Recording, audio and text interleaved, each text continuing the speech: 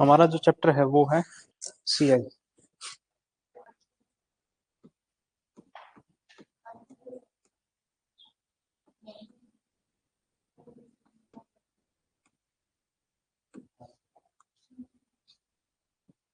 Question लिख लो। A sum of 2000 rupees is invested at 10% per annum compound interest, या फिर इसको कह सकते हैं कंपाउंडेडली एनुअली। ठीक है, तो कंपाउंड इंटरेस्ट कह देगा या कंपाउंडेड एनुअली, दोनों में से कोई भी वर्ड यूज कर देगा। For 2 year how much interest will be received after 2 year. Received after 2 year. देखो लास्ट क्लास के बेस के ऊपर है ये, इसमें कुछ भी नया नहीं है। कितना? 420। ठीक है, देखो चीजें नई नई तभी आएंगी दिमाग में जब आप प्रैक्टिस करोगे। हमने एक ही फॉर्मूला बताया, अमाउंट इज इक्वल टू क्या होगा? प्रिंसिपल 1 प्लस आर बटे 100 की पावर टी। यदि मैं अमाउंट निकाल दूं, प्रिंसिपल कितना दे रखा है? 2000। रेट कितना है? टाइम कितना है? 2 साल का। 0 से 0 10 एकम 10 और 11, तो मतलब 121 बटा 100। ठीक है, अब देखो 2 जीरो से 2 जीरो कट गई, तो अमाउंट कितना आ जाएगा? 20 गुना 121, तो 2 एकम 2। यदि अमाउंट की बात करते तो 2420 आ जाता, और सीआई की बात करें तो इसमें से 2000 माइनस करोगे तो 420। ये तरीका तो है बेस्ट। साथ में एक तरीका और लगा लेते हैं, देखते हैं कौन सा तरीका काम करेगा। प्रिंसिपल हमें 2000 दे रखा है, रेट हमें 10% दे दिया, और टाइम हमें 2 साल का दे दिया। यदि रेट दी होगी सवाल में तो सबसे ज्यादा बेस्ट है, रेट ना दी होगी तो फिर भी कुछ ना कुछ जुगाड़ कर ले। रेट को उठाओ, यदि परसेंटेज हटाएंगे तो नीचे क्या आएगा? 2 जीरो। ऐसे समझो कि रेट होगा जो, मतलब कि इंटरेस्ट होगा वो किसी चीज पे बढ़ेगा कम होगा? बढ़ेगा।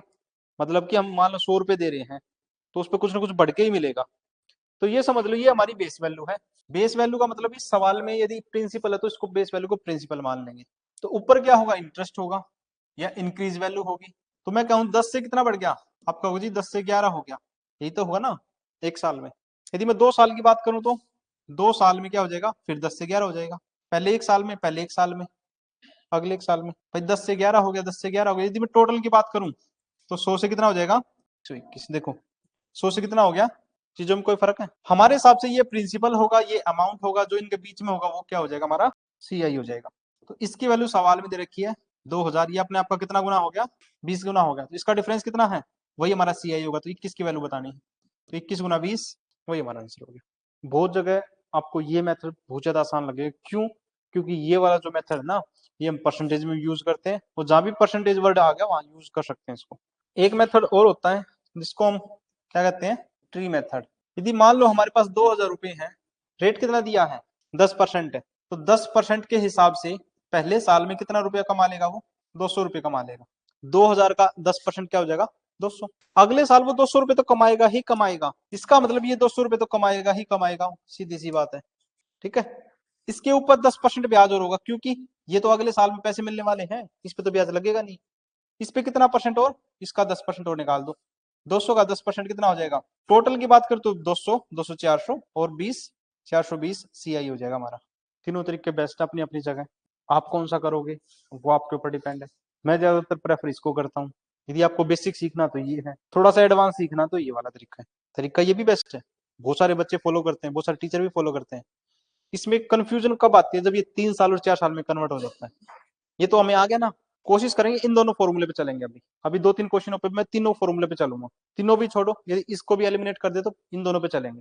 यदि तुम लोगों को समझ में आ गया तो ठीक है, नहीं आया तो फिर वापिस इसी पे आ जाएंगे, बीच वाले फॉर्मूले पे। A sum of 900 rupees is invested at compounded interest for 2 year at the rate of interest 10% per annum, then what will be the amount. Principal कितना दे दिया, रेट कितना दे दिया, टाइम कितना दे दिया? 2 साल का। यदि रेट की बात करूं तो उसको मैं लिख सकता हूं 10/100। 0 से 0 कट गया तो रेशियो कितना आएगा? 1/10। मतलब कि 10 से वैल्यू कितनी होगी? 11 होगी। ये हमारा प्रिंसिपल होगा, ये हमारा अमाउंट होगा। अगले साल 2 साल की बात हो तो 10 से 11 हो गया। 3 साल की बात होती तो एक बार 10 से 11 फिर कर देते हम। तो ये कितना हो गया? 100। ये कितना हो गया? हमसे डिफरेंस कितने का दे रखा है? पूछा क्या है? अमाउंट पूछ लिया, दे के रखा है, ये दे रखा है 100 की वैल्यू 900 दे रखी है सवाल में। ये अपना आपका 9 गुना हो गया, तो इसका 9 गुना बता दो। 9 एकम 9, 12 निमा 108। आसान है कुछ। ठीक है, इसको साथ साथ में ट्री मेथड से भी करवा देता हूँ। जैसे कि तुम्हें देखो चीजें तो एक ही याद रखनी है, मैं बता इसलिए रहा हूँ कि क्या पता कौन सी आपके दिमाग में उस टाइम पे सूट कर जाए जब आप एग्जाम दे रहे हो, है ना। प्रिंसिपल 900 रुपए है, 2 साल की बात है। पहले साल 10% देंगे तो कितना पैसा मिलेगा, 90 रुपए, क्योंकि 900 का 10% निकालना है। अगले साल 90 तो मिलेगा ही मिलेगा, सीधी सी बात है। तो इसका 10% और मिलेगा, 9 रुपए और, टोटल मिला के 90, 90 और 9, ये तो हमारा क्या है। यदि मैं एसआई की बात करता 2 साल का तो कितना होता, इन दोनों को जोड़ देना। यहाँ से तो देखो मैं सिर्फ इंटरेस्ट निकाल सकता हूँ, ध्यान रखना, इस फॉर्मूले से सिर्फ इंटरेस्ट निकाल सकता हूँ। अमाउंट निकालने के लिए आपको इस इंटरेस्ट को वापस जोड़ना पड़ेगा। सवाल आगे आएंगे, ध्यान रखना क्या होगा। सिर्फ एसआई की बात करेंगे तो 180 होगा, और सीआई की बात करेंगे तो 9 और एक्स्ट्रा हो जाएगा। डिफरेंस पूछेगा सवाल में आगे चल के, ठीक है। The compounded annually on a sum invested for 2 year is ₹10125, 10,125 रुपए। If the rate of interest is 25% per annum, then what is the amount after this 2 year. क्या ट्री मेथड लगेगा तुम्हारा? अरे ऐसे कैसे नहीं लगेगा, हम बैठे जबरदस्ती लगा देंगे, बस रेट दिया होना चाहिए। हाँ रेट दिया होना चाहिए, ट्री मेथड लगा देंगे। देखो मैं देख करवाता हूँ, आज देख लो, कोई नहीं पॉइंट भी देख लेंगे, क्या पता। चलो एक बार चेक कर लेंगे कहाँ। देखो रेट दे रखा हमें, हमें प्रिंसिपल ना दे रखा, सीआई दे रखा, कितना है 10,125 रुपए, और रेट कितना दे दिया 25%। टाइम कितना दे रखा है, सेम डाटा लिखवाया होगा ना, कुछ अलग है, सेम है ना। देखो यदि मैं रेट को चेंज करना चाहूँ तो क्या होगा, 25/100, 25 एकम 25, 25 चौके, तो चीज 4 से कितनी हो जाएगी, अगले साल भी टोटल वैल्यू कितनी होगी 16 से। ये हमारा प्रिंसिपल होता है और ये हमारा अमाउंट होगा। तो डिफरेंस कितने का आ गया, इसकी वैल्यू सवाल में कितनी रखी है, तो 1 यूनिट की वैल्यू 9 एकम 9, 1, 9 एकम 9 2, 9 दूनी 18, 3, 9 पंजे 45, तो एक की वैल्यू 1125। पूछा क्या है, पूछ लिया इसने, अमाउंट पूछ लिया, तो 25 की वैल्यू बता दो कितनी हो जाएगी, 28,100। मोहित तुम्हारा कहाँ गलत हो गया था? अच्छा सवाल में पहले दे दिया, आई बात समझ में नहीं आई, ट्री मेथड कैसे लगेगा, क्योंकि ऑनलाइन में तो कोई बताएगा नहीं। हाँ जी आया समझ में, आ गया। अब ना तो उनको पता दूसरा मेथड होता है, ना ही वो पूछेंगे, उनको सोचा सोचा होगा कि नहीं होता होगा। चले आगे, देखो बेसिक भी लग जाएगा और ये वाला तरीका भी लग रहा है, और मैं साथ में ट्री मेथड भी बता रहा हूँ। देखो सबसे पहले तो कंपाउंड इंटरेस्ट में रेट दिया होगा ना, तो सारा सवाल आराम से हो जाएंगे, कोई दिक्कत है नहीं। रेट कितना दिया है 25/100, रेशियो की बात करें तो कितना होगा। अब देखो जितना टाइम दिया है, टाइम कितना दिया है 2, तो इस 4 का 2 गुना कर लो, 2 गुने का मतलब पावर 2 कर लो। 3 साल दिया तो पावर 3 कर लेंगे, 4 दिया तो पावर 4 कर लेंगे, किसकी जो भी नीचे वैल्यू आएगी इसका स्क्वायर कर लो। स्क्वायर करने में आसानी होगी, क्यों होगी, क्योंकि मामला 2 साल का है। रख तो 4 भी लो कोई दिक्कत नहीं, लेकिन कैलकुलेशन बढ़ेगी। आसान करने के लिए क्या करो, टाइम 2 साल है तो 2 पावर 2 कर दो, टाइम 3 साल तो पावर 3 कर दो, पावर 4 करनी हो तो टाइम 4 साल होना चाहिए। अब 4 की वैल्यू कितनी होगी 16। अब 16 का 1/4 कहो या 25% कहो, एक की बात है। 16 का 25% निकाल दो या फिर 1/4 निकाल दो, तो पहले साल में कितना ब्याज मिलेगा 4 मिलेगा, अगले साल में 4 तो मिलेगा ही मिलेगा, इसका भी 1/4 चाहिए, या फिर 25% कह लो, कितना मिलेगा 4 4 8 1 क्या मिलेगा 9, हमें सीआई मिलेगा।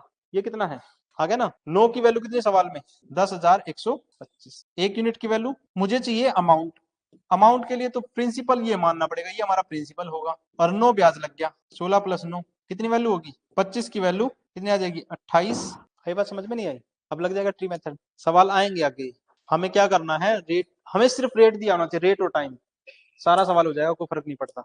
जो भी नीचे वैल्यू होगी उसकी पावर 2 कब करेंगे, जब 2 साल का टाइम हो, पावर 3 कब करेंगे, तो पावर टाइम 3 साल को।